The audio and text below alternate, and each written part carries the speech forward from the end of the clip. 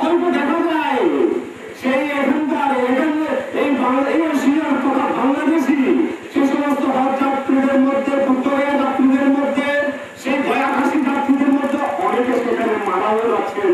তার মানে এমন একটি বয়স হয়েছে, জীবনী শক্তি যখন হারিয়ে গেছে তখন তারা চিত্ত ভ্রমণ করলে হাজির হতে গেল। কিন্তু যে জিনিসটি প্রয়োজন ছিল, যৌবনে সিদ্ধার্থ গৌতম যদি যৌবন 29 বছরের ঘোরতে না করতেন তাহলে তিনি বুদ্ধত্ব সেই বয়সে আর বুদ্ধত্ব লাভ করতে পারতেন না। সে জীবনী শক্তি যৌবন শক্তিকে কাজে লাগিয়েছিল বিরাট, সেই কাজটি সে সময়টি তিনি কাজ করতে পেরেছিলেন। সে বুদ্ধিজ্ঞান মহাবুদ্ধি, সে বুদ্ধত্ব জ্ঞান তিনি লাভ করতে পেরেছিলেন। এখানে ভালো বলেছেন যে একজন যদি সঙ্গীতজ্ঞ হতো, আগে আজকালকার সঙ্গীতজ্ঞদের দেখলে একবার চিন্তা করি, সেই ধ্রুব গোষ্ঠী, ধ্রুব বিদ্যাপীঠ যে ওস্তাদ জগদানন্দ বড়ুয়া, সেই ধ্রুব বিদ্যাপীঠের জিনিসটি আমাদের প্রয়োজন ছিল, দীর্ঘ সময় ধরে একটু প্রয়োজন ছিল। এমন এই অঞ্চল সে কানন্দপাড়া ছাড়া সুপুষ্করের তথা এই বরখালী অঞ্চল ছিল অত্যন্ত সংস্কৃতি প্রবণ।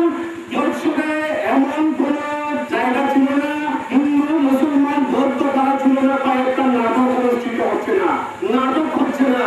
কিন্তু এখন সেই নাটক নেই, এখন সেই জীবনদানের পরে সেই বুদ্ধ কীর্তনার গিয়েছে পারাগ্রাম বুদ্ধ সম্মান দেশান্তর নাটক আর নেই।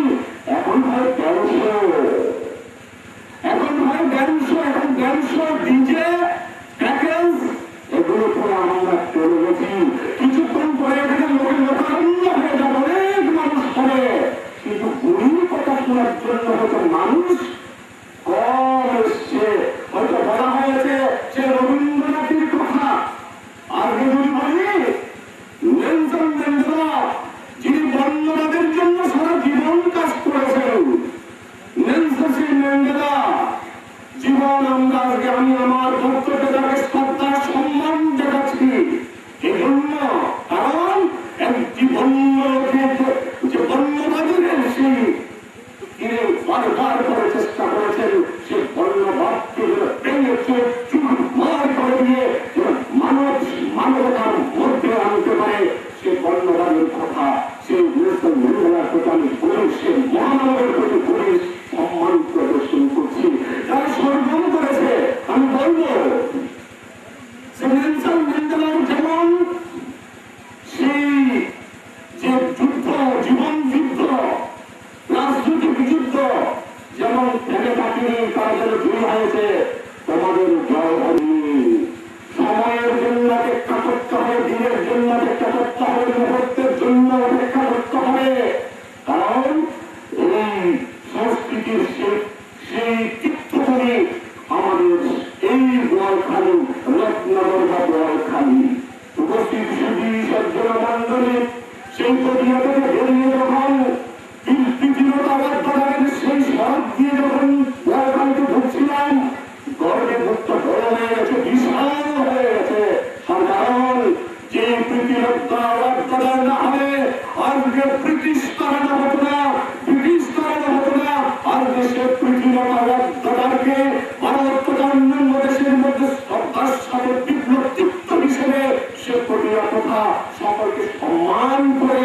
এই জন্য যে প্রীতিরক্ষার সেই বিপ্লব চিত্ত তার দ্বারায় আমরা ব্রিটিশ পালিয়েছি। আজকে পাকিস্তান থেকে আজকে সে বাংলাদেশ পেয়েছে, যার কারণে আজকে বাংলাদেশ পেয়েছি।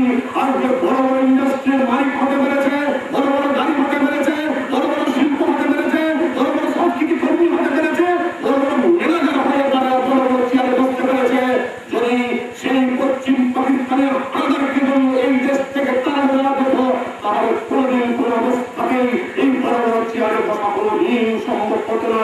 মোকাররম সাহেব চেয়ারম্যান হতে পারতেন না, চিনি সাহেব চিনি হতে পারতেন না, কারণ তারা চেয়েছিল গরু সেই কোথায় পূর্ব পাকিস্তানে চড়বে, ঘাস খাবে, পুষ্টি লাভ করবে আর দুধ দহন করবে সেই করাচি। কিন্তু সেই জিনিস আমার আমাকে যারা সংগঠিত করেছেন, আমাকে যারা ডেকে এনেছেন, যারা কথা বলে, যারা এখানে উপস্থিত করেছেন, আমি তাদেরকে ধন্যবাদ কৃতজ্ঞতা জানাবো। কারণ আগে মারা শিক্ষার জন্য কাজ করতে গিয়ে আগে সে গুলিবিদ্ধ হওয়া হয়েছে। সে মারাকে আবার সেই কয়েকটা আন্তর্জাতিক পুরস্কারে পুরস্কৃত করা হয়েছে এবং নোবেলের সে নাম আমাদের উপস্থিত সুধী সজ্জন এখন মালাবাই পারবে আগামী জীবন, আগামী সময়, নারী শিক্ষা, শিক্ষা কি প্রগতি কি, সেই জিনিসটি সবাইকে বিশ্ববাসীকে বুঝিয়ে দিতে পারবে। তার কারণ 15-16 বছরের একটি মেয়ে এই মানুষ যদি সে আন্তর্জাতিক পুরস্কার লাভ করে, সে আনন্দের, সে উৎসাহে, সে জ্ঞানে, সে সাধনায় সে করবে, সে সমাজের জন্য আরো অনেক কাজ করবে। যে কাজগুলো আমাদের সেই সমাজের জন্য অত্যন্ত কল্যাণ বয়ে আনবে, শিক্ষা সংস্কৃতিকে কল্যাণ বয়ে আনবে, এটাই আমাদের প্রত্যাশা। আজকে যখন আজ থেকে 3 দিন আগে, 2-3 দিন আগে সে ভারতের যে মন হয়েছে, মনকে বলা কি একটা সরকারি কলেজের 3য় শ্রেণীর কর্মচারী, 4র্থ শ্রেণীর কর্মচারী, 4র্থ শ্রেণীর মনকে আমি আন্তরিক আশীর্বাদ করছি অনুষ্ঠানের পক্ষ থেকে। তুমি ফার্স্ট কাটার নয়, শুধু বাংলাদেশের পক্ষ থেকে আরো বড় হতে হবে, বিশাল মাঠের বড় হৃদয়ের মানুষ তোমাকে হতে হবে। জন্য মন্ডলী যাদের উদ্দেশ্যে কথাগুলো বলতে ঠিক বলার দরকার ছিল, যে শিশুদের উদ্দেশ্য, সেই শিশুরা তো এখন উপস্থিত নেই। এজন্য একথা দিয়ে বলবো, দুনিয়া আছে শিশুর পিতা, সব শিশুর অন্তরে। তোমরা শিশু, তোমরা যারা এইগুলো শিখছ, তোমাদের উচিত সেই ভালো করে সাধনা করা, ভালো করে সাধনা করা। এখন মানুষ ধীরে ধীরে গুণী হতে চায়, ধীরে ধীরে গুণী হওয়ার কোন সুযোগ নেই। সাধনা অনুশীলন ব্যতীত, তাই যদি হতো সিদ্ধার্থ গৌতমকে 6 বছর কঠোর সাধনা করতে হতো না। রামকৃষ্ণ পরমহংসদেব, স্বামী বিবেকানন্দ থেকে শুরু করে সে অনুকূল ঠাকুর পর্যন্ত সাধনায় তারা ঋষি, মুনি ঋষি, মানব হয়েছেন।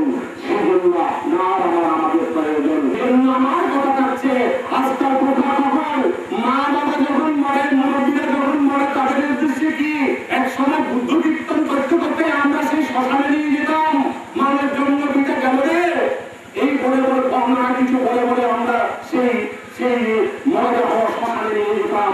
আর আজকাল কি ব্যান্ডের তালে তালে, হিন্দি গানের তালে তালে সেই লোকের শ্মশানে নেওয়া হচ্ছে।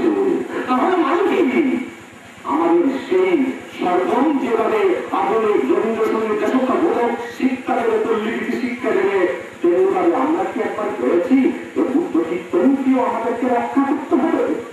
উপস্থিত সুধী সজ্জন, সে পঞ্চশীল প্রার্থনা আজকাল যদি নামকাশটা বলে আবার শুরু করে, ততক্ষণ করে আবার বুদ্ধ বন্দনা করে, আমরা কোথায়? আমরা কি আমাদের পথটি, আমরা কি আবার কি বিভ্রান্ত হতে যাচ্ছি?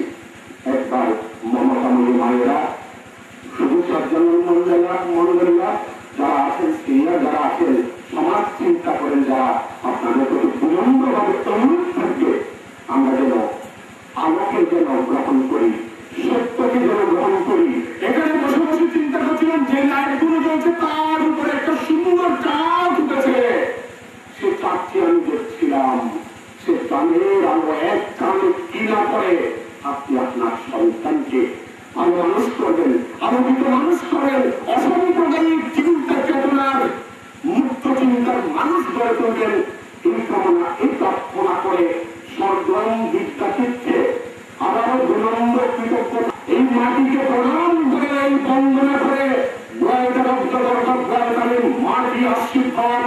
যেখানে যাই একবার তো চিন্তা করে, আমার গ্রামের বাড়ি সে 45-60 গ্রাম, আজকে যদি সে কথাগুলো আমি আজ এই মাটিতে এসে বসে এই মাটির উদ্দেশ্যে বলে তোমাদেরকে বলবো, যারা সামনে বসে আছো তাদেরকে বলবো, বড় হতে গেলে, ঋষি হতে গেলে, মুনি ঋষি হতে গেলে, গোল্ডেন জিপিএ হতে গেলে, ইঞ্জিনিয়ার ডাক্তার হতে গেলে, ভালো জ্ঞানী হতে গেলে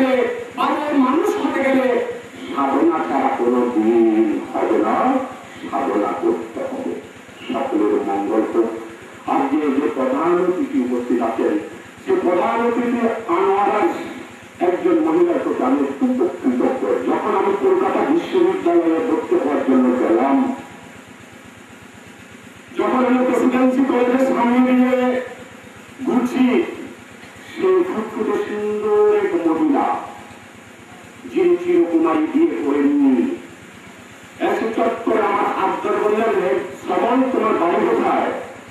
আমি বললাম যে আমি বাংলাদেশি। তুমি বাংলাদেশি নিয়ে আরো বাড়ি আমরা সে ডক্টর আশা দাস। সে আশা দাসের প্রতি আমি ঋণী। তিনি আমাকে সহযোগিতা করেছিলেন বিভিন্নভাবে। উপস্থিত শিয়ানোর প্রতি কৃতজ্ঞতা জ্ঞাপন করে, এই মাটির প্রতি সংগঠনের প্রতি কৃতজ্ঞতা জ্ঞাপন করে আমাকে দায়িত্ব বানিয়ে দিলেন। এই সংগঠনা দিলেন মানে দায়িত্ব বানিয়ে দিলেন। চেষ্টা করব অন্তত কিছু হলেও ঋণ শোধ করার জন্য একবার এগিয়ে যাব। সকলকে ধন্যবাদ। এখানে কিছু প্রসঙ্গক্রমে অধ্যাপক বাদল গোবিন্দরা প্রশ্ন করেছেন যে সঙ্গীতের কাউকেও সম্বর্ধনা জ্ঞাপন করলে ভালো হতো। আমি অ্যাকচুয়ালি এটার সঙ্গে জড়িত সেই সূত্রে বলতে পারি, বলখালিতে আমাদের বস্তুদের মধ্যে এবং উল্লেখযোগ্য কোনো সঙ্গীতজ্ঞ আমরা আমাদের চোখে পড়েনি। এবং আরো কিছু প্রশ্ন ছিল, যেমন যে কিভাবে হচ্ছে সেই সংগঠনের সঙ্গে সংগঠনের যে কোনো ভাবে হোক, সেই যে ক্ষেত্রের হোক, যে সঙ্গীতের হোক, যে ক্ষেত্রের হোক না কেন আমরা তাদের শব্দ জানাবো। আমি বিনীতভাবে এই প্রশ্নের সামান্য জবাব দেওয়ার চেষ্টা করলাম। এখন আমি আহ্বান জানাবো আমাদের প্রধান অতিথি, যার ভাষণ শোনার জন্য আপনারা অপেক্ষা করে আছেন। বাংলাদেশ ইউনেস্কো আন্দোলনের সূচনাকারীদের একজন, জাতিসংঘ পরিচালিত ইউনেস্কো একাডেমিক ডেভেলপমেন্ট প্রজেক্টের সম্মানিত চেয়ারম্যান, ইউনেস্কো পদক প্রদানকারীদের অন্যতম, ইউনেস্কো আন্দোলনের প্রাণ পুরুষ ডক্টর যদু দাশগুপ্ত মহোদয়। ডক্টর যদু দাশগুপ্ত মহোদয়কে আপনার মূল্যবান ভাষণ রাখার জন্য বিনীত অনুরোধ জানাচ্ছি। তাকে মানুষ হিসেবে যদি বাস করতে হয়, তাকে হতে হবে দেবতা, না হয় পশু। সমাজে যদি মানুষ বাস করে, তাকে পশুর মতন যদি বাস করে, তাকে পশুই বলে। আর দেবত্ব তুল্য যারা বাস করে, মনুষ্য তুল্য যারা বাস করে, তারা মনুষ্য।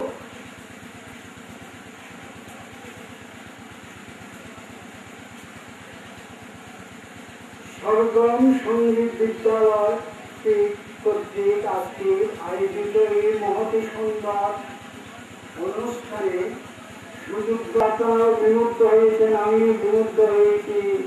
সুন্দর বক্তব্য স্থাপন করেছেন আজকের সংবর্ধিত অধ্যাপক কুমার বিকাশ চৌধুরী মহোদয় এবং আরেকজন সংবর্ধিত ব্যক্তি, যিনি সম্বর্ধনা এবং সংবর্ধিত হতে গেলে যোগ্যতা অবশ্যই। আজকে এমনই একটি জিনিস আপনারা আয়োজন করেছেন, এটা একটা মহান দিন, বিজয় দিবস। আমাদের চেয়ারম্যান সাহেব বলেছিলেন এনার বক্তব্যের শুরুতে, 1000 বছরের মনোনীত মহাপুরুষ বঙ্গবন্ধু যার জীবনটাকে, জীবনের সংখ্যা যদি আপনি খোঁজেন, জীবনটা হচ্ছে লাইবিলিটি এন্ড রেসপন্সিবিলিটি, দায়িত্ব আর কর্তব্য। যে মানুষের দায়িত্ব থাকে না, কর্তব্য থাকে না, সে মানুষ তো হতে পারে না। সে হিন্দু হোক, মুসলিম হোক, খ্রিস্টান হোক, যেই জাতির হোক না, তাকে নিয়ে যে সমাজের কোনো উপকার হবে না। তাকে মানুষ হতে হবে। সেই মুসলিম হোক আমার নমস্য, সেই বুদ্ধ হোক আমার ধর্ম মনুষ্য, সে খ্রিস্টান হোক, আমার মনুষ্য, যাদের বিচার আমি করি না, আমি মনুষ্যত্বের বিচার করতে চাই। সেজন্য স্বামী বিবেকানন্দ আরেকটা কথা বলেছিলেন, man is unfolding its development authority, the circumstance possible to down flowing through of the life. মানব চাই ঈশ্বরের প্রকাশ করতে, কিন্তু দৈব সত্য হাতে দাবি রাখতে আপনার শিক্ষা সংস্কৃতি বিজ্ঞানের বিকাশ থাকতে হবে। কিন্তু জীবন তুমি যখন ছোট ছিলে, তুমি যখন পৃথিবীতে আসছো, তুমি 1 বছর 2 বছর যখন হতে যাচ্ছ, মা মা করে তোমাকে বাবা বাবা করে পিতা মাতা সম্বোধন করেছিল, সে শব্দ তুমি তোমার কানে প্রাণে নিয়ে। আরেকটা কথা বলতে চাই, তোমাদেরকে আজকে যারা সম্বর্ধিত হয়েছে তারা কারা? সারা জীবন যুদ্ধ করেছে শিক্ষাকে নিয়ে, শিক্ষা দান করার জন্য। আজকে এই সমাজকে, দেশকে, জাতিকে হাজার জনকে নামিত পারো। তার মধ্যে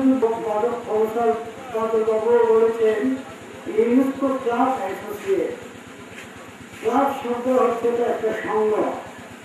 ইউনেস্কো আপনারা নিশ্চয় সবাই জানেন, এটা শিক্ষা সংস্কৃতি, জাতিসংঘের একটা সংস্থা, শিক্ষা সংস্কৃতি বিজ্ঞান, এবং এটা কন্ট্রোল করে বাংলাদেশের মধ্যে এডুকেশনাল মিনিস্ট্রির আন্ডারে ইউএডি, অর্থাৎ ইউনেস্কো একাডেমি ডেভেলপমেন্ট প্রজেক্ট। আমি ওই প্রজেক্টের চেয়ারম্যান, এবং আমাদের প্রজেক্টের আন্ডারে এই চট্টগ্রামে 10টা ইউনিট আছে। Sylhet university club, Sylhet medical college club, Sylhet metropolitan club, Sylhet UNESCO club, এই ধরনের 10টা ইউনিট আছে। এই 10টা ইউনিট মিলে ইউনেস্কো ক্লাব অ্যাসোসিয়েটেড করা হয়েছে। এর কাছে যে কারণে আপনারা যাত্রা শুরু করেছেন, এই কথাটা আমার কাছে খুব ভালো লাগেছে এবং ইম্পর্টেন্ট কথা বলেছেন। পরিশেষে রাত অনেক হয়েছে, আমার শরীর কাঁপতেছে, তাই আর রাখতে চাচ্ছি আমার সুস্থতার কারণে।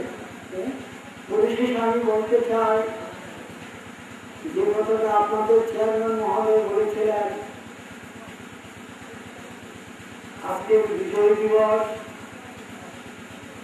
আপনারা জানেন এই বিজয় দিবস আমরা আনন্দের দিবস, আনন্দের দিন। এই দিনটা আনন্দের পাই নাই, এটার জন্য আমরা তাকে বলতে বললে বলতে পারবে না। সেই যুদ্ধ অপরাধীদেরকে আজকে বিচার হচ্ছে। আপনারা কিছুদিন আগে ধন্যবাদ।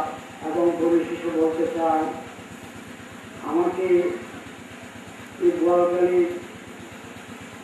আমার থেকে অনেক দূরে অসুস্থ মানুষ আপনারা আমন্ত্রণ করেছেন। আমি এসেছি একটি কারণে, সেটা শুধু আপনাদের কাছে নমস্কার নিবেদন করার জন্য, আপনাদের কাছে সুপরিচিত হওয়ার জন্য। আপনারা আমাকে আশীর্বাদ করেন, আমার ছেলেগুলাকেও আশীর্বাদ করেন। আমি খুব অসুস্থ অবস্থার মধ্যেও আছি, আমি যে মুভমেন্ট করতে পারি না। আপনাদের অনুভব জান, আমি আগে হাঁটতে পারতাম না, কিছু ধরতে পারতাম না, খেতে পারতাম না, প্যারালাইসিসের মতো হয়ে গেছিলাম। এই কি পারে আমার জীবনে আমি 10-15টা দেশ ঘুরেছি।